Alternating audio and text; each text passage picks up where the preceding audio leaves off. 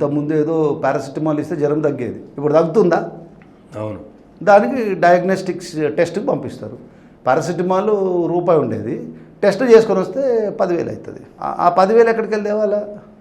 ఒక rural person కానీ ఎవరైనా పోనీ ఎవడైనా జాలి కలిగి ఎవడైనా ఫౌండేషన్స్ కానీ హెల్త్ కేర్ గురించి వీఆర్ స్పాండింగ్ బిలియన్స్ అని చెప్పి ప్రతి ఒక్కడు మాట్లాడుతుంటారు ఎకనామిక్ ఫారమ్స్లో, ఇంటర్నేషనల్ సెమినార్స్లో. అసలు కార్పొరేట్ సోషల్ రెస్పాన్సిబిలిటీలో మేము ఇన్ని కోట్ల రూపాయలు ఇచ్చినామంటారు. ఏముంటుందండి? వాళ్ళ కంపెనీ ఉంటుంది, వాళ్ళకే ఒక ట్రస్ట్ ఉంటుంది. ఈ కంపెనీ డబ్బు ఏమో ఆ ట్రస్ట్కి వెళ్తుంది, ఆ ట్రస్ట్ డబ్బు కంపెనీకి వస్తుంది. కానీ ప్రభుత్వం మాత్రం ఎగ్జామ్షన్ ఇస్తూనే ఉంటుంది. అది బడ్జెట్లోకి వచ్చేసరికి లా ప్రకారం లా ఏజెన్సీస్ అన్నీ ఉంటాయి. ఇస్మా ఉంటుంది, డైరెక్టరేట్ ఆఫ్ ఎన్ఫోర్స్మెంట్ ఉంటుంది, ఐటీ డిపార్ట్మెంట్ ఉంటుంది. They will be doing extraordinary work. Police department, CBI, అందరూ సిబిఐ కనిపించిన నాలుగోసింహం డైలాగులు బాగుంటాయి. ప్రాక్టికాలిటీకి వచ్చేసరికి దే డోంట్ టేక్ కేర్. ఇంకొక చాలా ఇంపార్టెంట్ చెప్తున్నాను. ఇప్పుడు కొందరు పిల్లలు స్పెషల్లీ ప్రివిలేజ్ చైల్డ్ ఉంటున్నారు కదా, వాళ్ళు అసలు మెడికల్ డిజబిలిటీలో వాళ్ళని చూపించట్లే. ఓకే, ఓన్లీ ఫిజికల్ డిజేబిలిటీ ఉండాలంట. వాడికి మెడికల్ డిజేబిలిటీ లేనప్పుడు వాడికి మెడికల్ డిజేబిలిటీ సర్టిఫికేట్ వస్తే కొన్ని ట్రీట్మెంట్స్ లోపల వాడికి ఫెసిలిటీస్ వస్తుంది, కొన్ని డాక్టర్స్ దగ్గర వాళ్ళకి కన్సెషన్ వస్తుంది. అది పట్టించుకోవట్లే. ఎందుకంటే మెడికల్ కేర్ లోపల కొన్ని ఆర్గనైజేషన్స్కి ఎవరైతే మెడికల్ లోపల పనిచేస్తున్నామన్న వాళ్ళకి కొన్ని కోట్ల రూపాయల ఫారిన్ ఫండ్స్, గవర్నమెంట్ ఫండ్స్ వస్తాయి. ఇది ఒక బిజినెస్. కానీ దాని కర్మ ఎట్లా ఉంటుందంటే, ఇవాళ ఇక్కడ చేసేసావు, ఎవడికో పోవాల్సింది నువ్వు తీసేసావు, నెక్స్ట్ నీ జనరేషన్, ఆ తర్వాత వచ్చే జనరేషన్ ఆ పొజిషన్లో ఉంటారు. అంతే, తేడా ఏముండదు. ఇప్పుడు చాలా టైంపాస్గా చాలా బాగుంటుంది. మనం ఏ విత్తనం వేస్తామో ఆ ఫలం వస్తుంది. ఇవాళ రాకపోవచ్చు, కనపడదు. క్యాన్సర్ కూడా కనపడదు. ఓకే, క్యాన్సర్ కనపడదు. అలానే డయాబెటీస్ కనపడదు.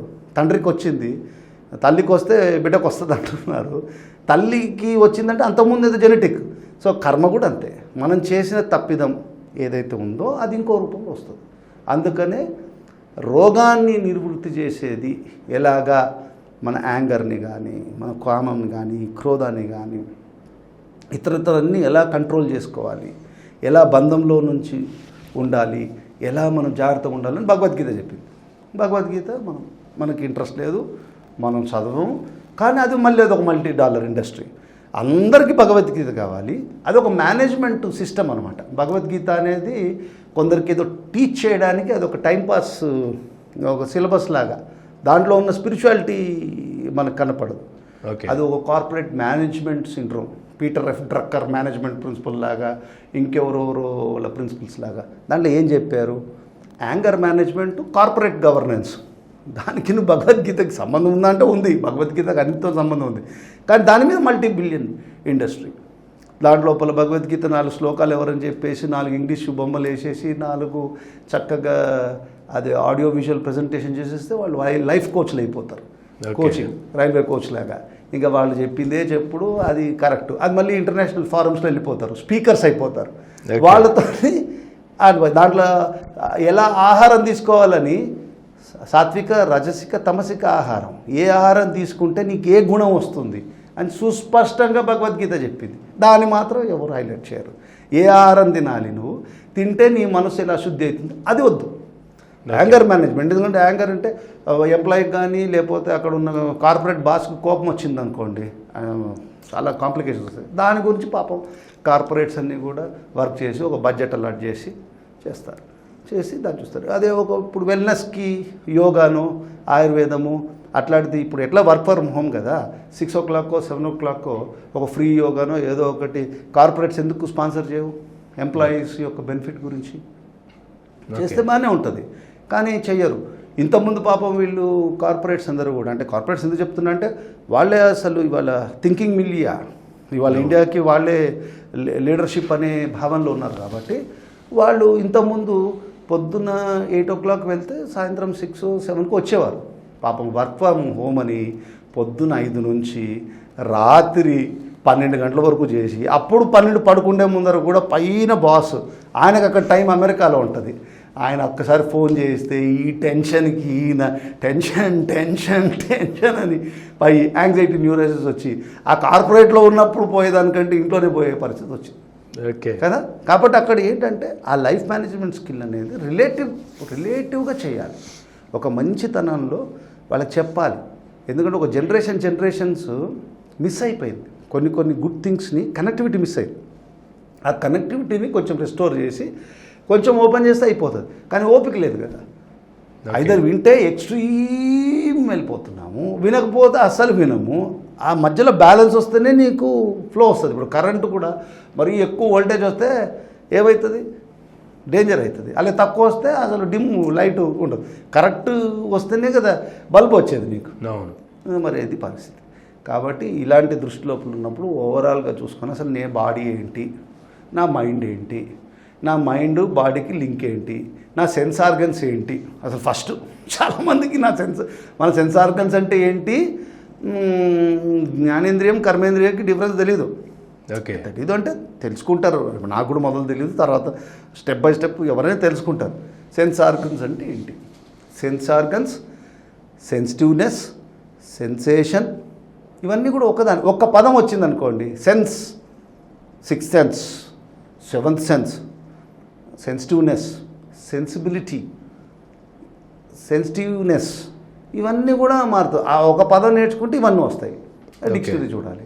అట్లా హెల్త్ అంటే వెల్నెస్, ఇవన్నీ కూడా అట్లా ఒక్కసారి మరీ ఎక్కువ స్ట్రెస్ చేసుకొని చూసుకొని మన బాడీ ఏంటి, మన సోల్, మన ఇదేంటి, మన ఈగో ఏంటి, అసలు మనకి ఎందుకు ఈ ప్రాబ్లమ్స్ అని వస్తున్నాయి. మనం తెలుసో తెలియకో యారగెన్స్ వచ్చేసింది. సపోజ్ ఒకరు ఎవరైనా చదువుకున్నారనుకోండి, ఆ స్పెషల్ ఫీల్డ్లో వచ్చేసినాక వాళ్ళు ఇంకా అసలు ప్రపంచం అంతా వాళ్ళ పాదాల దగ్గర వచ్చేసినట్టు ఫీల్ అయిపోతుంది. You are good in that particular field, not in other things. అక్కడ ఉన్నవాడికి సపోజ్ ఒకడు ఎక్సెల్ అయ్యాడు అనుకోండి ఒక ఫీల్డ్లో, ఆ ఫీల్డ్లో ఉన్న ఎక్సలెన్స్ని అందరి మీద ఇంపోజ్ చేసేస్తున్నారు. అక్కడ వీరు గొప్పవారు కాబట్టి ప్రపంచమంతా వీళ్ళ పాదాక్రాంతులు అయిపోవాలి. అది ఎలా కుదురుతుంది? అప్పుడేమవుతుంది, దానికి ఏంటంటే లాబీస్ పనిచేసేసి మిగతా వాళ్ళని అందరినీ జీరో చేసేసి వీళ్ళని ఒక $1 బిలియన్ ఇండస్ట్రీలకు ప్రొజెక్షన్ అవుతుంది. Then you are not getting the right information కదా. రైట్ ఇన్ఫర్మేషన్ రావాలంటే మళ్ళీ మీకు యాడ్స్కి రావాలి. యాడ్స్ రావాలంటే కార్పొరేట్ స్పాన్సర్ చేయాలి. స్పాన్సర్ చేయాలంటే గ్లామర్ ఉండాలి అంటే మళ్ళీ దానికి ఒక ప్యాటర్న్ ఉండాలి. మళ్ళీ షీ మూమెంట్లు ఉండాలి. ఒక కాంట్రవర్సీ ఉంటే ఎవరైనా చూస్తారు. ఇప్పుడు మనం చెప్పేటప్పుడు ఈ విషయం లోపల కరెక్ట్ ఇన్ఫర్మేషన్ వచ్చిందనుకోండి, how many people will appreciate, we don't know. మనం చెప్పింది కరెక్ట్ ఉండొచ్చు, రాంగ్ ఉండొచ్చు, బట్ వి డోంట్ నో. కానీ అదే ఒక సెన్సేషన్, చీమ పోయి ఎవరికో కుట్టింది, అది ముక్కు మీద కుట్టింది అనేది మీరు ఒక చిన్న క్లిప్పింగ్ పెట్టండి, మీకు ఎన్ని వ్యూస్ వస్తాయి చూడండి. ఇప్పుడు నాది వదిలేసేయండి, నేనంటే ఏదో మీరు అడిగారు చెప్పారు. ఒక టాప్ కార్డియాలజిస్ట్ని తీసుకొని వచ్చి గుండె ఎలా ఫంక్షన్ చేస్తుంది, గుండెలో ఎన్ని క్యావిటీ వాల్వ్స్ ఉన్నాయి, ఏ విధంగా అసలు చేంబర్స్ ఉన్నాయి, ఎలా పంపింగ్ అవుతుంది, ఎక్కడి నుంచి బ్యాడ్ బ్లడ్ వస్తుంది, ఎక్కడి నుంచి వెళ్తుంది అని మీరు మంచి టాప్ మోస్ట్ కార్డియాలజిస్ట్ని తీసుకొని వచ్చి మీరు పెట్టండి. ఆయన మీద ట్రోల్స్ రాకపోతే నన్ను అడగండి. Okay, this is the insensitivity. అందరూ చేస్తారని అనట్లే, కానీ ఆ యాటిట్యూడ్ ఒక్కడైనా కూడా ఒక ఇంత పెద్ద పాలలో ఒక చుక్క విషం వేసినా దాన్ని పాలంటామా విషం అంటామా? విషమనే అంటాం మరి. కాబట్టి ఈ టైప్ ఆఫ్ ఇది ఉన్నప్పుడు ఆ ట్రెండ్ పోవాలి, రెస్పెక్టబిలిటీ రావాలి, అప్పుడు నాలెడ్జ్ ఫ్లో అవుతుంది.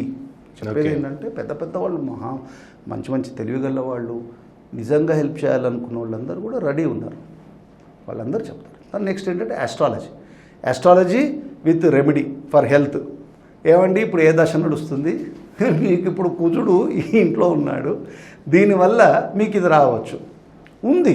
అది శాస్త్ర బృహజ్జాత సంహిత తర్వాత అన్ని సంహిత జ్ఞానం లోపల ఉన్నప్పుడు హోరా అవన్నీ చూసి చెప్పాలి.